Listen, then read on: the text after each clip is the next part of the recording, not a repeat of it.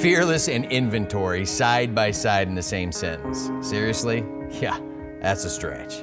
Now, I call these steps the twin steps because they happen in conjunction with each other. These two steps require us to unpack the closet, scatter our dirty little forgotten secrets all over the floor, and if that's not bad enough, we then have to examine those defects of character, talk with God about them, then show them to someone else. I've never met anyone who's been able to go through this process without at least a little fear. In fact, of all the steps, step 4 and 5 hold the title for causing the most relapses. Time and time again, I've watched newcomers bolt for the door and into the arms of their disease rather than face these steps. Like, we all have those deep, dark corners of our emotional closets where our nasty little skeletons live. We've spent our lives stuffing the pain and shame away. We've bolted and closed that door, and nothing on God's green earth can convince us to ever take so much as a peek back inside. Nothing, that is, except these steps and the promises of a new beginning. Time to start unpacking, my friend. Now, when I started working these steps, I tried desperately to lie to myself. I don't have to address my past. God forgave me. No need to drag all that crud out.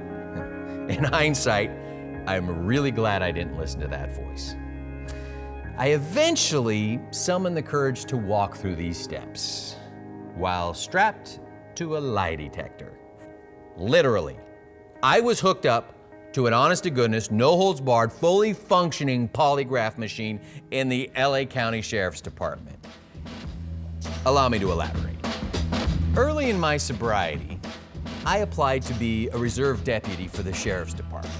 Now, as a part of the screening process, I was required to fill out a polygraph questionnaire that involved over 200 questions that asked about every immoral act I've ever committed.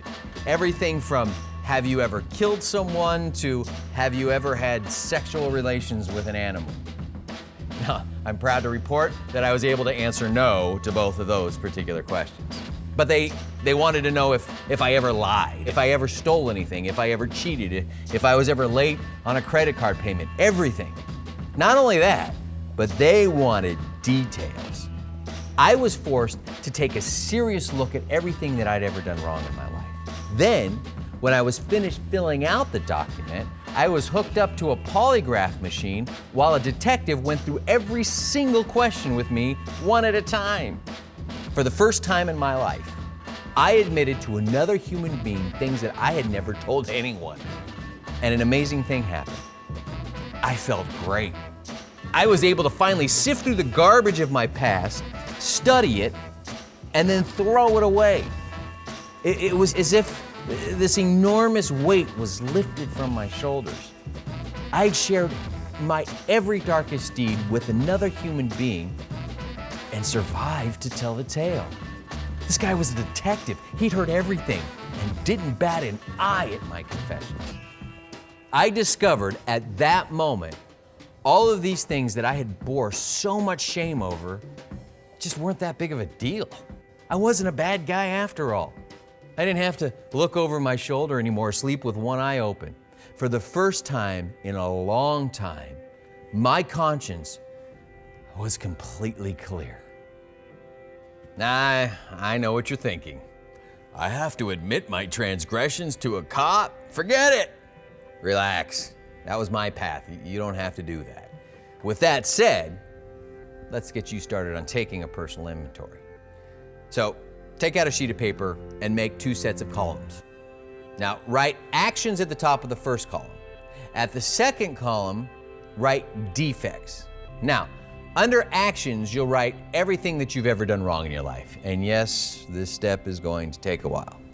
Now, I want you to take your time and notate every person you've ever wronged. Family, friends, a boss, maybe even a stranger.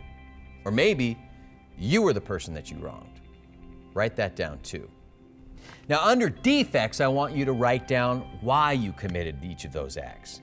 An easy starting point for this is the 7 deadly sins: jealousy, anger, pride, lust, greed, sloth, gluttony. Some more defects are vanity, fear of abandonment, impatience, fear of authority, and so on. Take a look at the attached worksheets for more ideas on the defects of character. So, for instance, you may write, I stole money from my grandmother under the action column. And next to that, under defects, you might write greed as the reason you stole. There may even be more than one defect involved in each action, so go ahead and write whatever you think applies. Make sense? Now, it's also important that you recognize your good character traits as well. And that's what the second set of columns is for. Think of as many good and noble things that you've done for other people and jot those down in the first column. In the second column, again, write why you did it. It made you feel good because you loved your mother, whatever. Unpack your positive qualities and don't be afraid to revel in how awesome you are. As your personal inventory grows, you'll start to notice patterns of behavior develop, and the same defects of character will pop up over and over and over again. It's okay. That's normal. Now comes the fun part. Step 5. Admit it to God, yourself, and another human being the exact nature of your wrongs. When admitting to yourself and God, read over the list out loud and be contemplative and honest as you possibly can.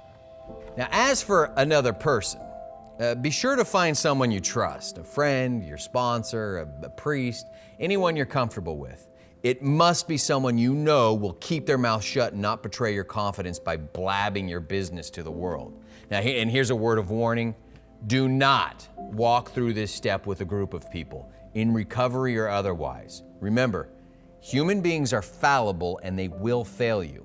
And for crying out loud, don't leave this list lying around where other people can find it and read it. I've seen marriages end that way. Now, once you've found that person, just find a quiet place with minimal distractions and give yourself plenty of time to get through the list. Steps 4 and 5 revolve around self-forgiveness. We must forgive ourselves prior to seeking forgiveness from others. Now, I know this is scary, but it has to be done. Suck it up and press on. I promise you won't regret it. See you in step 6.